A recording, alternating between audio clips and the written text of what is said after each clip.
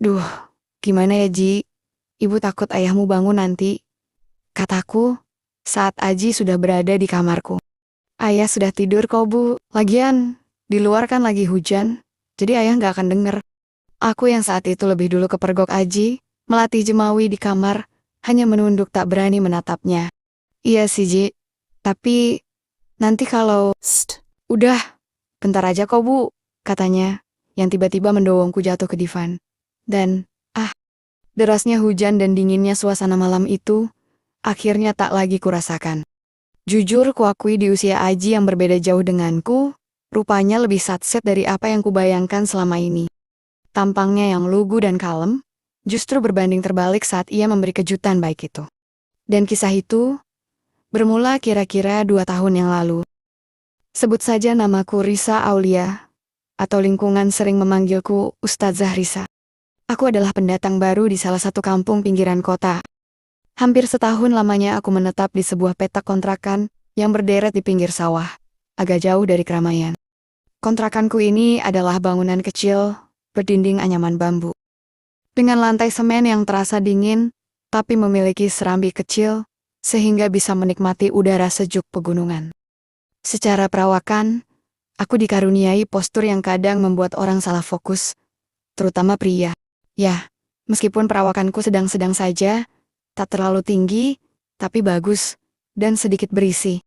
Dengan kulit kuning langsat, yang selalu kurawat agar tampak bersih. Mungkin yang paling sering menarik perhatian yaitu senyumanku, yang selalu berbinar, dan terkesan wakal. Ditambah dengan cara berpakaian yang meski tertutup, tapi masih menampakkan lika-liku kehidupan yang samar-samar. Praktis hal itu membuat aura genitku tak bisa sepenuhnya kusembunyikan. Padahal aku sendiri tak pernah sengaja seperti itu. Tapi entah kenapa, pandangan orang selalu menilaiku demikian. Kehidupanku mulai berubah ketika tetangga di deretan rumah dekat kontrakanku, Pak Lukman yang berstatus duda, memintaku untuk memberikan bimbingan akhlak dan mengaji kepada Aji, putranya. Aji sendiri masih duduk di kelas 3 madrasah di kecamatan sebelah. Dan katanya ia perlu bekal rohani serta ilmu agama menjelang kelulusannya dan memasuki kehidupan dewasa. Permintaan itu tentu saja kusambut dengan baik. Apalagi saat itu aku juga membutuhkan dana untuk menyelesaikan garapan kuliahku menjelang wisuda. Sesuai dengan jadwal bimbingan yang telah disepakati, setelah azan Isya kira-kira jam 8. 2 kali seminggu aku datang ke rumah Pak Lukman, yang hanya terhalang beberapa pekarangan saja dari tempatku. Aku hanya mendatanginya lewat jalan setapak, sambil bersantai menikmati udara malam kampung yang sejuk. Pada awalnya semua berjalan lancar, seperti layaknya sesi mengaji dan bimbingan. Sampai pada suatu malam, saat aku hendak memulai bimbingan, rupanya Aji sedang pergi. Dan praktis hanya Pak Lukman saja di rumah. Katanya, Aji keluar dengan temannya lantaran ada keperluan mendadak, dan mungkin sebentar lagi akan pulang.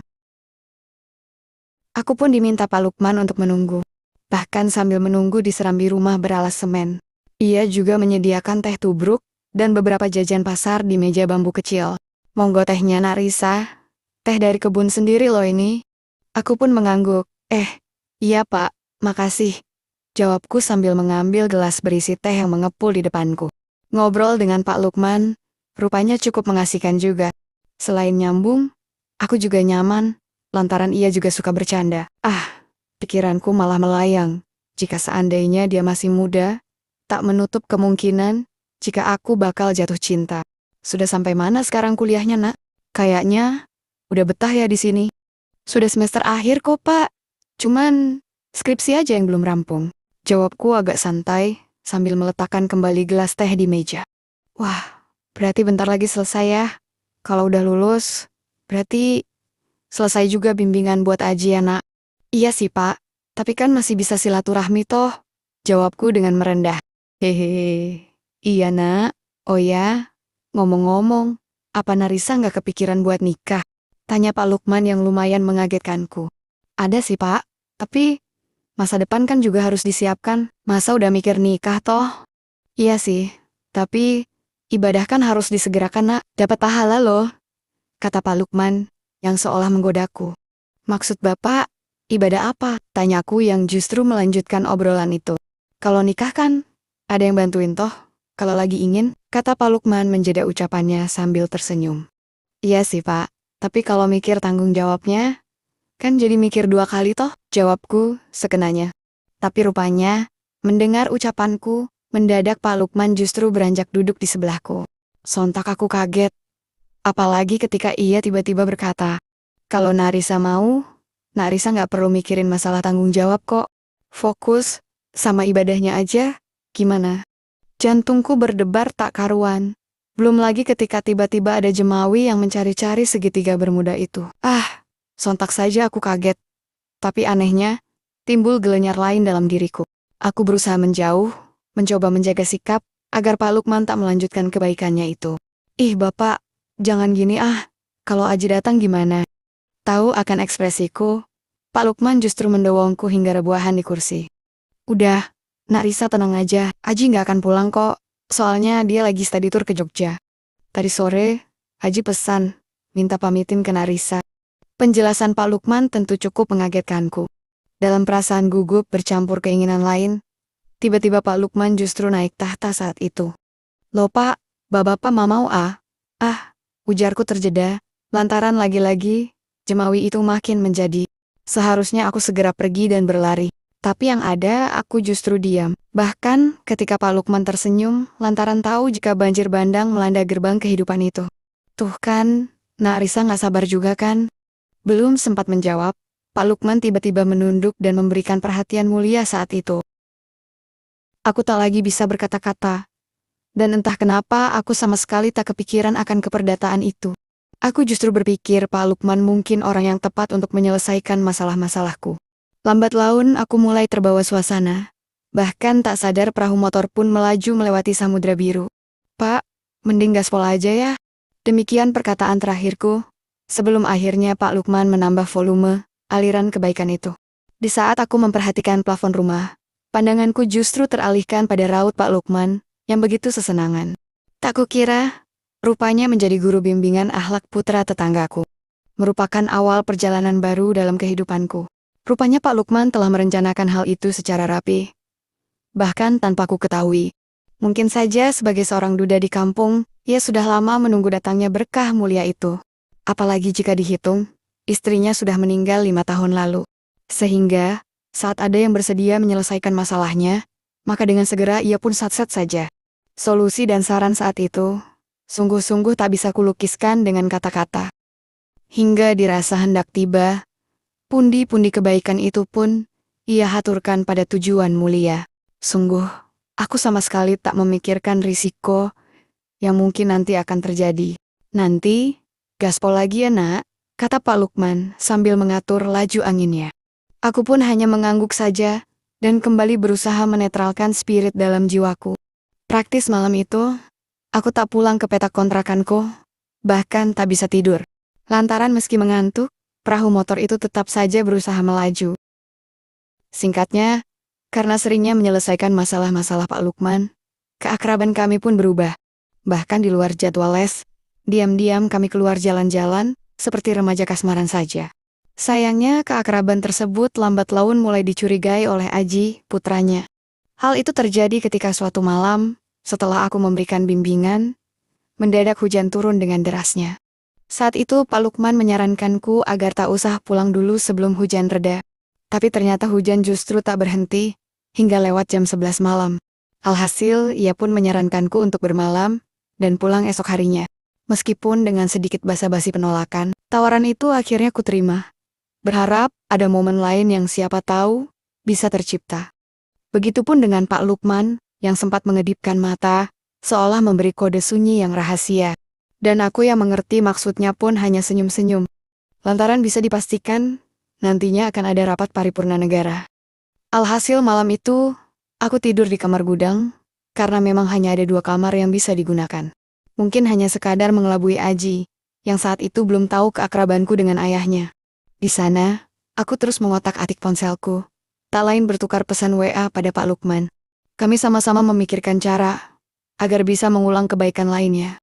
Dan akhirnya, setelah memastikan Aji terlelap, sekitar pukul 12 malam, Pak Lukman mengirimkan WA yang berbunyi, Narisa, Bapak tunggu di sini ya. Tanpa menjawab, Aku justru buru-buru, beranjak hendak menemui Pak Lukman di kamarnya. Entah kenapa pikiranku sudah berandai-andai jika malam itu akan berakhir dengan bahagia. Suasana hujan yang masih sangat deras seolah mendukungku. Karena suara langkahku tak mungkin terdengar oleh siapapun. Tapi sayangnya, di saat aku membuka pintu, secara bersamaan, Aji keluar dari kamar ayahnya. Sontak saja aku kaget, begitupun dengan Aji yang tak kalah terkejutnya denganku. Loh, ibu mau kemana? Ini kan kamar ayah, begitulah kata yang terucap darinya. Enggak kok Ji, ibu mau pinjam cas-casan, jawabku sekenanya. Sungguh, kata-kata itu begitu saja terlontar dariku. Bahkan tanpa kupikirkan, arti dari ucapan itu, lantaran biasanya cas-casan HP ada di ruang tamu. Nampak Aji terheran, tapi kemudian tersenyum. Casannya kan ada di ruang tamu toh Bu? Oh iya, karena Bapak tidur di kamarku, Ibu istirahat di sini aja ya. Lagian di gudang kan dingin. Aji tidur sama ayah aja, begitu jawab Aji. Lalu kembali masuk ke kamar ayahnya, dengan maksud mungkin mengambil keperluan tidurnya. Saat itu aku sedikit heran, kenapa Pak Lukman tak mengatakan jika tidur di kamar Aji. Akhirnya, setelah Aji pergi, dengan langkah malas, aku rebahan di kamar tersebut. Dan praktis setelahnya, aku tak bisa tidur lantaran gagalnya rapat paripurna itu. Sampai jam 1 malam, bersamaan dengan hujan yang mereda, mendadak ponselku berdering. Nampak sebuah pesan ku terima dari Pak Lukman. Nak Risa belum tidur kan? Melihat pesan itu, aku merasa ada secercah harapan baru di benakku. Belum Pak. Aji sendiri, sudah tidur belum Pak? Kalau sudah, Risa tunggu di gudang ya. Nggak usah nak. Biar Bapak aja yang kesana. Begitulah, balasan Pak Lukman. Akhirnya, dengan semangat 45, aku pun buru-buru menyiapkan sajian kebaikan dunia. Jajaran kabinet serta segitiga, bermuda pun kuletakkan serapi mungkin. Tentu saja hal itu membuat pintu gerbang, serta hiasan lain pun terbebas begitu saja. Dengan tak sabar, aku pun menunggu kedatangannya. Sampai beberapa menit kemudian, ku dengar pintu terbuka. Loh Ji, kakak kamu ngapain kesini? Kataku yang kaget bukan kepalang, lantaran bukan Pak Lukman yang datang, melainkan Aji putranya. Nampak ia mengedipkan mata, memberi isyarat agar aku tak bicara. Sementara aku justru kelimpungan, lantaran terlanjur dalam kondisi sedemikian rupa. Jadi selama ini, ibu bukan cuma ngajarin les aku ya, ujarnya, sambil duduk di sampingku. Maksud kamu apa Ji? Ibu nggak ngerti, kataku, pura-pura tak tahu. Udah, ibu nggak usah bohong, Aji sudah baca semua pesan ibu. Sama bapak kok. Apa, jadi yang... Iya, yang balas pesan itu, aku Bu. Maaf Ji, ibu nggak bermaksud. Kenapa Bu? Kenapa harus bapakku? Ibu kan ustadzah. Bukan gitu Ji, ibu juga nggak tahu kenapa. Sudah Bu, mulai hari ini, Aji berhenti bimbingan lagi. Aji kecewa sama ibu. Mendengar ucapan Aji, secara tak sadar aku memiupnya. Aku tak tahu bagaimana menjelaskan semuanya. Hingga sebuah ide hadir melintas, dan mungkin itulah jalan satu-satunya agar masalah itu selesai. Ya, di saat Aji menoleh, secara bersamaan, sambutan demi sambutan kuhaturkan saat itu juga. Aji pun terkejut, tapi aku tak peduli. Anehnya, lambat laun, ia tak lagi menghalau niat baik tersebut, bahkan sesekali membalas. Karena heran, sejenak aku pun menghentikannya. Kuperhatikan wajahnya yang sama sekali tak nampak marah, bahkan cenderung tersenyum. Kok? Berhenti toh Bu, ujarnya, membuatku kaget. Dengan tatapannya yang menggoda. Memang kamu gak marah Ji? Ya, enggak lah Bu, itulah kalimat yang terucap. Sebelum akhirnya, ia justru yang melanjutkannya. Bahkan aku sedikit kaget, ketika tiba-tiba, ia mengambil perahu motor dari parkirannya. Bukan pada penampakan astral tersebut, melainkan pada sikapnya yang tak jauh beda dengan ayahnya. Aji juga tak ingin melewatkan berkah dan rejeki yang selagi ada yang memberinya. Dan lantaran sudah kepalang basah, alhasil, aku pun menunduk dan, seruan kebaikan pun bergema ketika perhatian demi perhatian kuhaturkan saat itu juga. Bahkan ketika aku merubah haluan setelah kerepotan sendiri, Aji pun sempat berkata, "Ibu percaya Aji kan?" Tanyaku sesaat sebelum perahu motor itu pun melaju tanpa kendala. Kuakui Aji memang sedikit kesulitan pada awalnya. Tapi setelah beradaptasi dengan lingkungan, akhirnya ia pun lancar jaya. Beberapa varian motor pun diterapkan pula. Dan hal itu, sedikit banyak bisa melupakan kejengkelanku pada ayahnya. Dan sejak itu, setidaknya aku harus pandai-pandai mengatur waktu antara Pak Lukman dan juga putranya.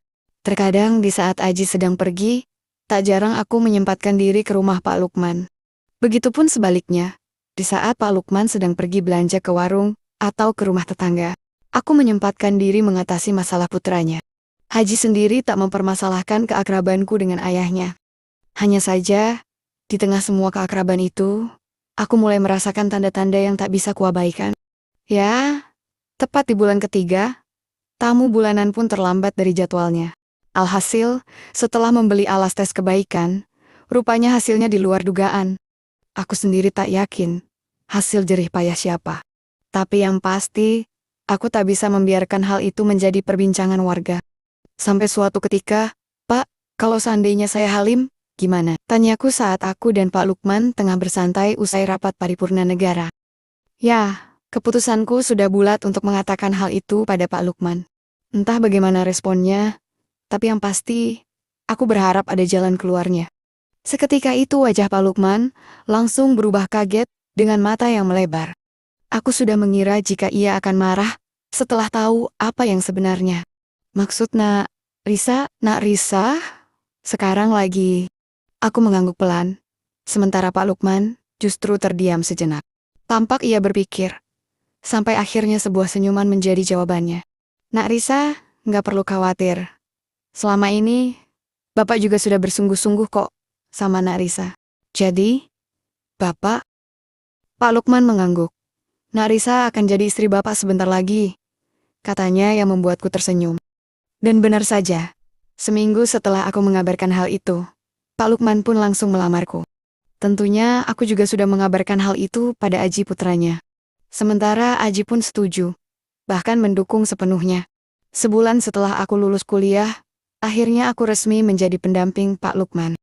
Pak Lukman juga membantu biaya perkuliahanku, lantaran dia juga ingin cepat-cepat meresmikan pernikahan kami.